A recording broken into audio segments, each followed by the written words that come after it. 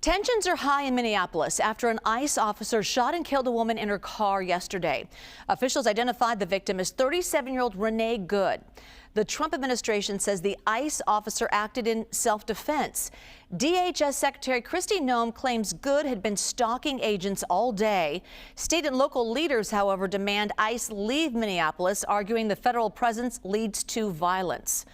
Vice President J.D. Vance addressed the fatal ICE shooting at a White House press briefing. He reiterated the message from Noem, saying the federal officer who opened fire yesterday was, quote, doing his job. The precedent here is very simple. You have a federal law enforcement official engaging in federal law enforcement action. That's a federal issue. That guy is protected by absolute immunity. He was doing his job. I want to bring in Rodney Harrison, a law enforcement contributor for CBS News. Rodney, thanks for joining us.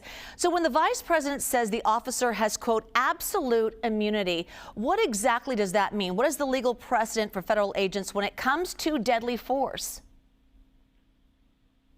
So pretty much the vice president is saying that the agent cannot be prosecuted by the state. And once again, is this, I'm not saying in any way with any conviction that the agent was wrong. You know, it was a judgment by the agent, and it definitely should be investigated.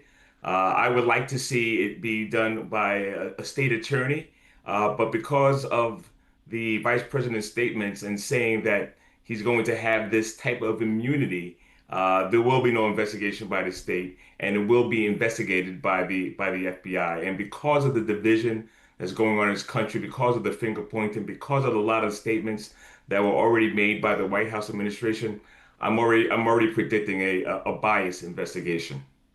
So, Rodney, we're learning more about the ICE officer who opened fire yesterday. So here's some information, including his name, his involvement in a separate incident several months ago that actually took a violent turn. So back in June, ICE agents in Minneapolis attempted to arrest a man who refused to get out of his car. One of the officers, the same man involved in yesterday's shooting, then broke a rear window and reached inside the car to unlock the door. The driver accelerated, dragging the officer about 100 yards. So as you can see in this picture, the incident left the ICE officer with injuries. The officer fired his taser at the driver but was unsuccessful in stopping him.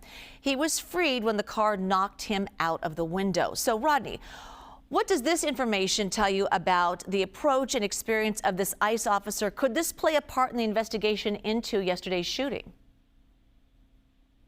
Well, of course, a situation that's happened in such a recent past is going to have an effect in the investigation. Listen, I have some concerns. I have some concern about the tactics. I have some concerns about the policies. As you can see, this is being in law enforcement is a very, very difficult and dangerous job. But the judgment that was made by the agent regarding to use deadly physical force, did it have anything to do with the incident that he had to deal with some months in the past? Did he feel as though that his partner that was trying to open the driver side door of Miss Good was going to possibly be dragged as well? So there's a lot of questions that have to be asked. Once again, is this it unfortunately turns into a situation where it's going to be a decision or a judgment call that was made by the agent. And unfortunately, a life was lost, and a family right now is mourning. Yeah, that's true. The shooting's now being investigated by the FBI exclusively. So Minnesota officials say federal authorities blocked its access to evidence in the case. So is it typical for the FBI to actually take full control of an investigation like this? No. Usually there's a partnership.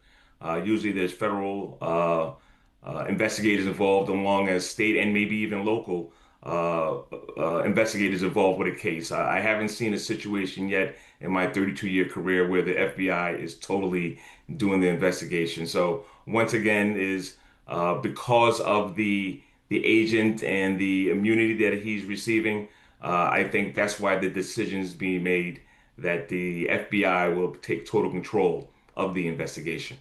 Rodney Harrison. Rodney, thank you.